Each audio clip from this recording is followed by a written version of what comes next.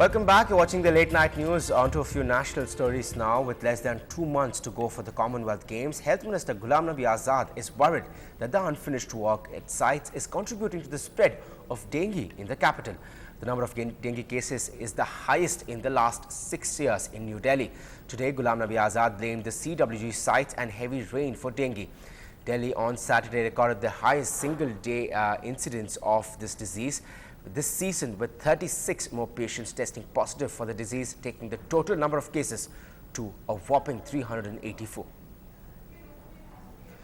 The clearing may be over, but the modifications, it seems, continue. The cabinet may have cleared the nuclear liability bill, but NDTV has learned that it has modified the language in such a way that suppliers will only be liable if they cause the incident intentionally. Sources have told NDTV that clause 17B of the bill now says that right to recourse where the nuclear incident has resulted as a consequence of an act of supplier or his employees done with the intent to cause nuclear damage, and such act includes supply of equipment or material with patent or latent defects or substandard services.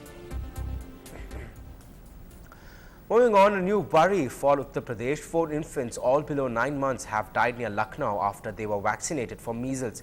All of them showed symptoms of a serious allergic reaction, which probably caused their deaths. The health minister has now ordered an inquiry, and a compensation has been announced by the Uttar Pradesh government for the families of the victims.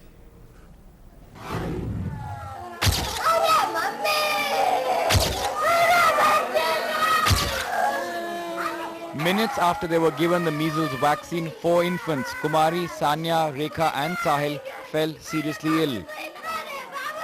They became breathless, began to sweat and their pulse fell rapidly. All symptoms of anaphylactic shock or a serious allergic reaction to the vaccine. And before they could get medical help at the local hospital, all 4 had died.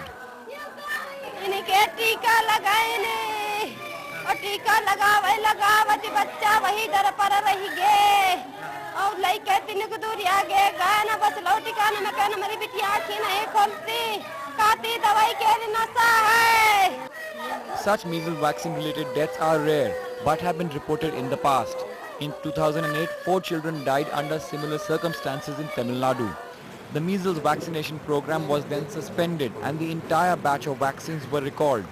Clearly, inoculation drives involving injections need strict controls and better supervision. This case raises a host of questions. Why were the 4 children given the vaccine when they were all below 9 months? Measles vaccines is given after 9 months. Was there proper supervision to monitor the delivery of the vaccine? 4 auxiliary nurse midwives gave the shots, but were not trained to provide emergency support to the infants. The crucial question is, was the vial which contained the vaccine contaminated? What we are presuming is it may be some other reason. It may be the vaccine also which was sent to this village in particular. We have taken the vaccine carrier in our custody and we'll conduct all medical examinations to ascertain what went wrong. Pediatricians say that an immediate inquiry should begin and the entire batch should be pulled out of the vaccination program to establish the cause of death, or else the vaccination program, which is faring poorly in states like UP, could suffer a serious setback. The 3 auxiliary nurse midwives, the medical officer and the person responsible for maintaining the vaccines have also been suspended. With Anand Zanane in Mohanlalganj, Uttar Pradesh, in New Delhi, Siddharth Pandey for NDTV. Now, suspected medical negligence it may be in Uttar Pradesh, but Jharkhand has a different story to tell, that of the medical community. Especially in places like Bihar and Jharkhand, almost everyone who thinks there has been some kind of negligence on part of the doctors, especially in the government hospital, beats up the hapless doctors. Now, fed up of that, 600 doctors of Jharkhand's biggest government hospital in Ranchi have been on strike for the past 5 days, demanding security, leaving hapless patients and a helpless administration in the lurch. It's not that no one in Ranchi needs these beds. It's just that no patients have been taken in for the past 5 days at the Rajendra Institute of Medical Sciences. About 600 junior doctors at this super specialty government hospital, the biggest in Jharkhand, are on strike. Their complaint, patients' relatives often assault doctors and the administration does nothing to help. The nurses union is supporting the strike. हम लोग यहाँ करीब 600 doctor हैं जिनसे आए दिनों मरीजों के परिजनों से बकझक होती है, हाथापाई होता है। पिछले दिनों भी ये घटना हुई है, जिसके खिलाफ हम लोगों ने यहाँ पे अदर राज्यों की तरह medical health care protection act लगाने के लिए अनिश्चितकालीन धरना पे बैठे हुए हैं। Caught in the middle of this conflict are patients like Shatrughan, who was admitted to the hospital 10 days ago with a serious liver ailment. Liver damage है और हम आज कई दिन हो गया एडमिट हुए, बताइए कि अभी तक ठीक नहीं हुए। डॉक्टर लोग आ रहा है? नहीं आ रहा है भैया, कोई डॉक्टर कोई नर्स नहीं आ रहा है। The administration says it's trying to cope by calling in doctors from government hospitals across the state.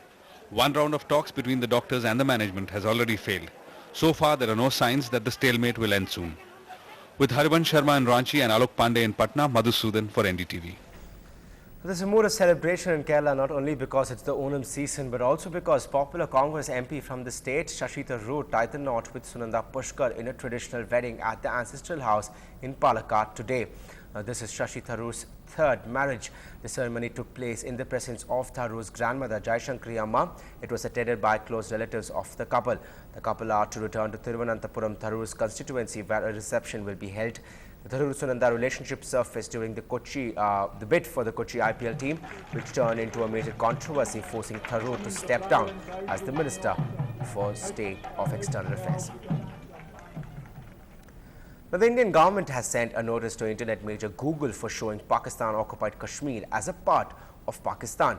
Google's Insights for Search tool has depicted POK as a part of Pakistan when it actually is still a disputed area. A year ago, Google's popular map services, Google Maps, was mired in controversy for showing Arunachal Pradesh as part of China. Google had admitted that it goofed up and rectified the mistake. A quick sports update now from cricket. Thisara Pereira's maiden 5-wicket haul and some aggressive batting by Tilakaratne Dilshan and Mahela Jayawardene helped Sri Lanka register a thumping 8-wicket win against India. With this victory, Sri Lanka have assured themselves of a place in the showpiece final on August 28th. Thisara Pereira's heroics with the ball earned him his first Man of the Match award. Sri Lanka's resounding victory was, however, marred by some controversial umpiring decisions that accounted for the wickets of 4 Indian top-order batsmen. Skippers shaking hands. Now we bring you the story of a sports enthusiast here in Chennai, someone who knows it all when it comes to sports, but who has been fighting a tough battle to realize his dreams. Deepak, I have 3 questions for you. Let me start with cricket. Yeah. Who is the cricketer who coined the term shoulder before wicket? Unfortunately, it's Sachin Tendulkar on the tour of Australia in the year 1999-2000. Got out to Gleneagles. Okay, going on to tennis, who did Rafael Nadal beat during the 2008 French Open? He derailed the FedEx. He beat Roger Federer. Okay, and my last question to you, which tennis player actually is right-handed off court but plays left-handed on court? The current Wimbledon champion, Rafael Nadal. This isn't just any boy. Born with cerebral palsy, 23-year-old Parthasarathy Srinivas Deepak is a sports wonder. Tennis, soccer, Formula 1 and even chess, he loves them all. But it is cricket, of course, that has him captivated. He got glued to sports when he was just 2 years old. Though I follow cricket a lot, I follow other sports like tennis, soccer, chess to some extent. And sports keeps me motivated. Deepak's dream is to become a cricket commentator and sports analyst. But the journey has not been easy so far. All set to meet his goals, he is now doing a media course at the Asian College of Journalism. My dream is to become a sports journalist and a cricket analyst, because cricket has been in my blood. So my family they had played cricket a bit, so it's in my blood, and I also live the game. And believe it or not, Deepak does not like Federer or Schumacher just because they're too predictable. In Chennai, with Zoya Thomas, Pratiksha, NETV Hindu. Well, that's all we have for you now on the news. A very happy Miltaz Day to all of you. Thanks for watching.